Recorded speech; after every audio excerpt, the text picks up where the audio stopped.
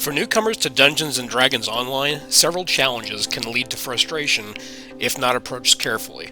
These include the complexity of character creation, where early decisions significantly affect long-term gameplay and enjoyment, a steep learning curve in managing resources like spell points and health, confusing gear and item mechanics which require optimization for success, heavy reliance on coordinated party play which can be daunting for solo players, and encountering difficulty spikes due to suboptimal character builds or poor preparation. Careful planning during character creation is essential. Mistakes here can lead to ineffective builds. Choosing the right primary stat, for example, strength for fighters or intelligence for wizards, directly impacts combat and utility. For example, a wizard who neglects intelligence will struggle to cast powerful spells. The vast array of choices can overwhelm new players. Selecting the wrong feats or enhancements can result in weaker abilities. A rogue focusing on melee feats, but later specializing in range combat, may feel underpowered. Each race has unique abilities and limitations that complement specific classes. For example, a dwarf barbarian benefits from extra constitution and defensive bonuses, making it ideal for standing toe-to-toe with enemies. Mastering gameplay systems early on makes progression smoother. Abilities often have cooldowns or mana costs. Learning to pace your resource usage is vital. For example, a sorcerer who spams powerful spells early in a dungeon may run out of mana before the final boss. Balancing offense and defense ensures survival in difficult fights. Like knowing when to run away and heal up before continuing a fight. Understanding stats like armor class, spell power, and resistances is crucial. For example, equipping items with fire resistance or using fire resistance potions for a dungeon filled with fire-based enemies. DDO really shines in group play, but coordination is essential. Balanced parties with casters, healers, and damage dealers perform better. A party with 3 melee fighters, a cleric, a wizard, and a rogue will handle varied challenges more effectively. Being significantly underleveled in a group results in reduced experience gains. Effective teamwork often relies on clear communication. For example, warning your party about traps as a rogue can prevent significant damage or death. For players unfamiliar with D&D mechanics or MMOs in general, understanding gameplay systems can be daunting. A new player struggling to differentiate between flat damage reduction and percentage-based damage reduction is an issue. Mistakes in early character creation might tempt you to start over, wasting time, or, worse, uninstalling the game. Certain dungeons or encounters may feel disproportionately hard. For example, a party facing enemies that are incorporeal might struggle if underprepared. Those challenges and more await the new player. Here are some tips to help mitigate those pitfalls. 1. Start with a simple build. Look into recommended builds for beginners, such as half-orc barbarian or human cleric. Avoid highly specialized or complex classes until you learn more about the game mechanics.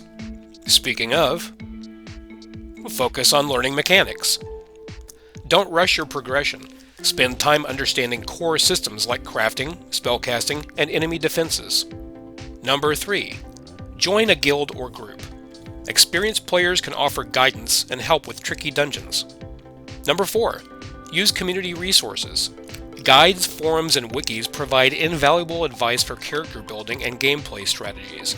Some links to those resources are listed in the description. Number 5. Be patient. Accept that the game has a learning curve. Progress comes with experience. Number 6. Experiment with beginner-friendly classes. Try different classes with straightforward mechanics like fighters, barbarians, or clerics. You might find you prefer one class over another. Number 7. Never use the pre-made paths. When unsure about build choices, avoid using DDO's pre-designed character templates to guide your selections.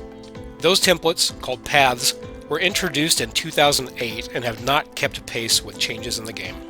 Number 8. Learn the hotkeys and the user interface. Familiarize yourself with shortcuts and the interface to improve combat efficiency. For example, set up your quick bars with frequently used abilities and potions for quick access. Number 9. Farm low-level gear. Replay those early quests to collect beginner-friendly items and practice mechanics in a lower-stakes environment. Number 10. Solo in easy mode. Begin with solo runs on normal difficulty to explore mechanics of the game without pressure from others. When you feel comfortable, increase the difficulty. The worst case scenario is your character dies, you heal up in a tavern, and you go try the quest again. Number 11. Ask questions in chat.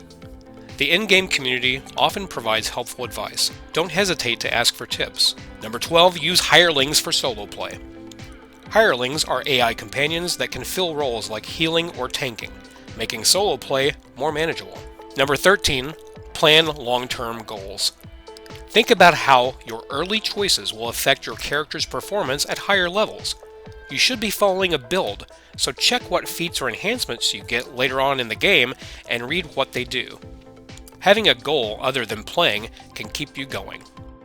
Navigating the challenges of Dungeons & Dragons Online as a new player can feel overwhelming, but with preparation, patience, and a willingness to learn, these pitfalls can become stepping stones to success. Remember, every mistake is an opportunity to grow and improve your understanding of the game. By leveraging community resources, experimenting with simpler builds, and focusing on gradual progress, you'll develop the skills needed to thrive in the world of Eberron. Embrace the journey. Enjoy the adventures, and before long, you'll find yourself mastering the complexities that once seemed insurmountable. Thank you for watching, I hope you enjoyed. If you did, please leave a like and think about subscribing. Until next time, this is Dirty William, doing the dirty work.